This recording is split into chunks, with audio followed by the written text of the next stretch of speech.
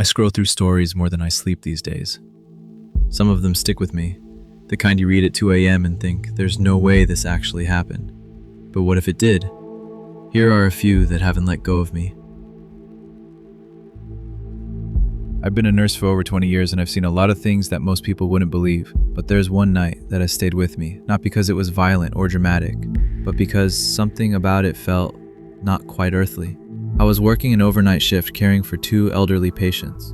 One was in room 304, a woman who was alert, sharp, and fully aware even though she had been admitted for end-of-life care. The other, in 305, was a man in a near-vegetative state, completely non-verbal, unresponsive to light, sound, or touch, pupils fixed, no reaction to anything. If it weren't for the fact that he was breathing, you'd think he was already gone. The two rooms were back-to-back. If there hadn't been a wall between them, their beds would have been head-to-head.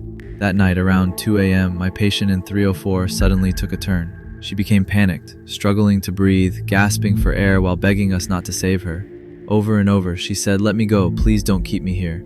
I turned up her oxygen, paged the doctor, and started following the comfort orders we had on file. Pain meds, calming her down, trying to ease the fear. My nurse tech stood next to me, helping until she looked at me with this pale expression and said, "You need to check on 305. Now." I told another nurse to stay with 304 and walk next door, unsure of what to expect. As soon as I opened the door to 305, I heard him, the man who hadn't made a sound in days, singing. Not mumbling, not groaning, singing, loud and clear in a shaky but hauntingly beautiful tenor.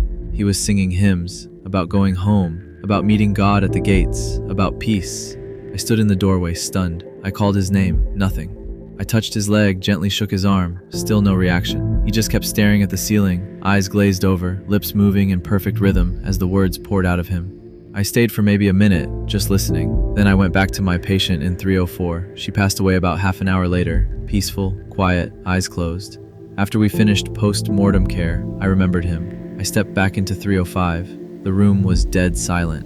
He lay there as he always had before, unblinking, silent, empty.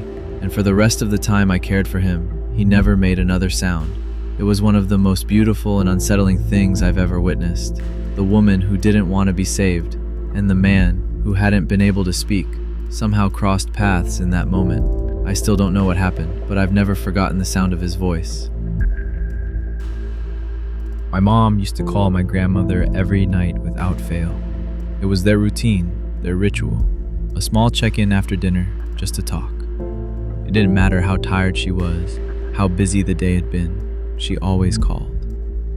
But during a camping trip when I was 15, we found ourselves in the middle of nowhere, deep in the woods with barely a bar of signal. No calls were getting through. My mom was visibly frustrated about it, pacing with her phone in the air, trying to find a spot where the connection would hold.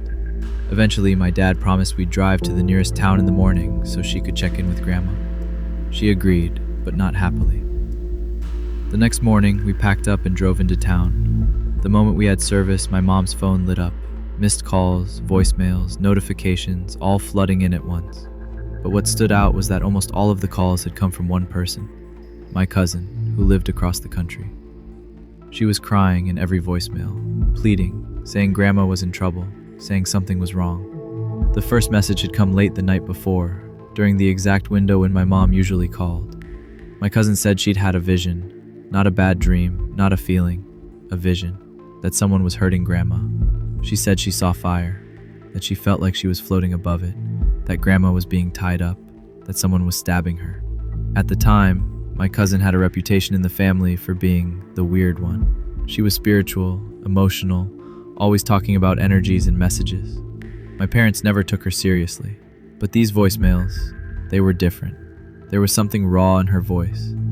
Then came the other messages, this time from family members. Not visions, not feelings, facts. Grandma's house had been broken into. She'd been attacked, stabbed, tied up, and left as the house was set on fire. The details were exactly what my cousin had described. My mom sat in silence as she listened.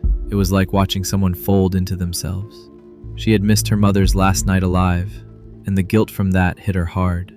But it was the timing that stayed with her. The moment Grandma was being killed was the moment she would have normally been on the phone with her, talking to her, maybe saving her.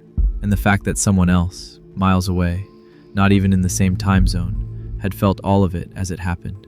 That was something no one could explain. We still don't talk about it much.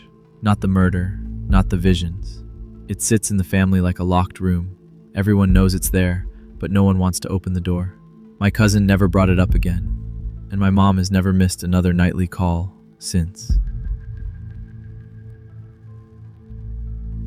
My fiance and I had taken a trip to Nashville to scout wedding venues. We made a weekend of it. Toured a few spots, grabbed drinks on Broadway, listened to live music, and by early evening we were both tipsy and exhausted. We got back to our hotel around 7 p.m., ordered some food, and talked about the day while eating in bed. The layout of the room was a little odd. The entrance opened directly into the sleeping area, and beyond the bed was a separate sitting room partially blocked by a wall with two inward-facing corners, like thick pillars sticking out just enough to divide the space. My fiance crashed early, but I stayed up scrolling on my phone. I don't remember what time I finally fell asleep, but sometime in the middle of the night, I woke up with a familiar feeling, that sense of being watched. I was lying on my side, facing the sitting area, and when I opened my eyes, I saw someone or something standing there, half tucked into one of the corners. A silhouette, no features. About 5'7" with poofy, shoulder-length hair. The closest I could compare it to was Sirius Black from the Harry Potter films. Just a rough shape against the darkness. I didn't feel immediate fear, oddly. I've had experiences like this before. Moments that didn't feel like dreams, but also didn't feel completely physical. I remember calmly telling it that it could stay if it was respectful, and that we'd be out of its space in the morning. Then I rolled over, hugged my fiance, and went back to sleep. We checked out of the hotel the next morning and hit the road home. Hours into the drive, somewhere in the mountains, my fiance casually said, "Oh, I forgot to tell you about the dream I had last night."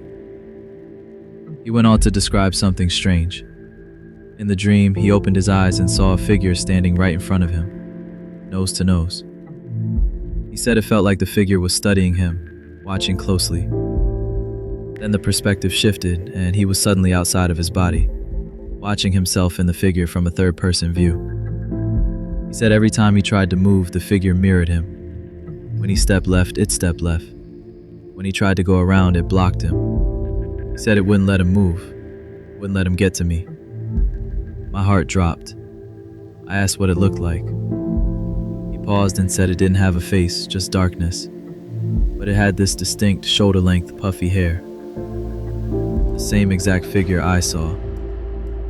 I hadn't planned to tell him what I saw because he gets uncomfortable when I talk about things like that. I figured whatever it was had left us alone and I didn't want to freak him out.